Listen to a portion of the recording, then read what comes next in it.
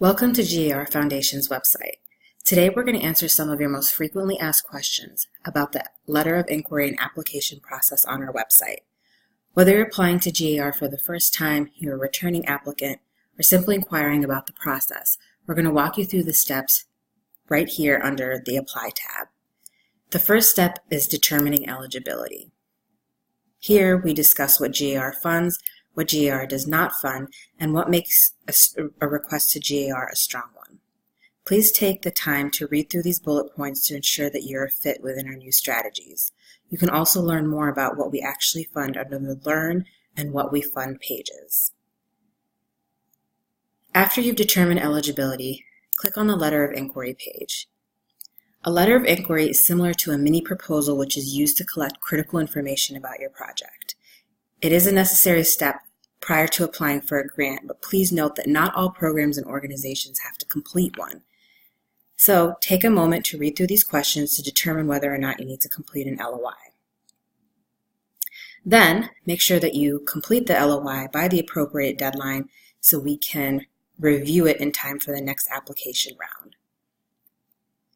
If you have to complete an LOI, simply click on the Letter of Inquiry form right here on this page, and you'll be redirected to the Letter of Inquiry portal. Here, you just have to answer a few other questions before you can get into the system, and then you will be redirected to the page. You should receive a notification sent to your email after you've completed the Letter of Inquiry form. Next is the application page. Before you actually submit an application to us, please read this section right here first. We strongly encourage you to start by reading the frequently asked questions about our new strategies. GAR Foundation launched new strategies in 2017, which changes the way we make grants quite a bit. We've compiled a list of some of your frequently asked questions and update this frequently. So take a moment to start there to answer any questions you may have first. Then, if you haven't already, review the eligibility, what we fund, and inquiry pages. Next, for arts and culture applicants, you are no longer required to complete a data arts profile. Instead, we ask that you complete this arts and culture data form that we've created to compile some information about your program and organizations. Simply click on this link, download the form, save it, complete it, and then when you actually apply for the application, attach it to the attachments page so we have it with your application. For all applicants, including our community programs and systemic solutions programs, you are now all required to complete an organization budget template. Same thing here. Click on the link, download it, save it, complete it, and then when you are applying for the application, attach it to the attachments page so we have it with your application. This last step is optional but very strongly encouraged. You may now download an outline of the application questions in advance. This will not be accepted as your application. It's simply to prepare you for the questions that will be asked on the application. So once you determine which bucket you fall into, you can click on the application template and review the questions that will be asked on the website. General rule of thumb here, if you're not sure whether your program or organization is a fit within our new strategies, if you click on the appropriate application template and you are unable to answer some of the questions on there, your program or organization is most likely not a fit. Now, if you're ready to apply for funding, you click on the appropriate application link here.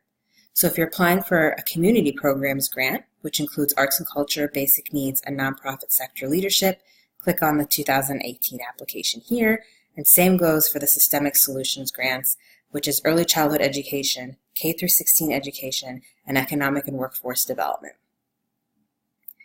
So we'll click on one just so you see what that looks like. If you've ever applied to GAR funding before and you have an existing account with our online portal, simply log in with your email and password, follow the prompts to complete the application.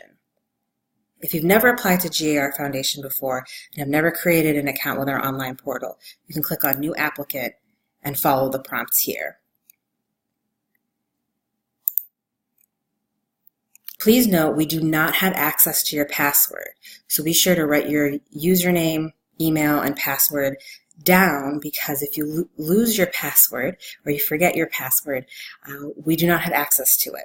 Instead, we ask that you click on the Forgot Password here, follow the prompts, and they will be sent to your email to reset the password. Those instructions that I just walked you through are right here on the application page. After you've created an account with our online portal, or if you've already had an account with our online portal in the past, you can click on Returning Applicants to log in. So you can stop in the middle of your application and complete it later. So after you've saved it, you can click on Returning Applicants or Application Login here at the top to sign back in and to continue working on an application. After you've submitted an application, you may be contacted for an interview or to provide additional information. Whether you are approved or denied for a grant, you will be contacted within about 24 hours or so after we review the application. And that's going to lead us here to the deadlines page. This page lists all of the deadlines and when the applications will be reviewed. So if you apply in January, on January 16th, the application will be reviewed in April. We have other special application deadlines listed on this page as well. That includes the Educator Initiative Grant and the Night Arts Challenge grants. Lastly, that's it for the general application process. The two other pages here are specific to the Educator Initiative grants and the Night Arts Challenge grants. So if you're applying for either one of those, everything you need to know, including your application links, will be on these two pages. We hope that has helped and answered some of your questions. If you have any additional questions, you can contact us through the Contact Us page, and we will be happy to help you. Thank you.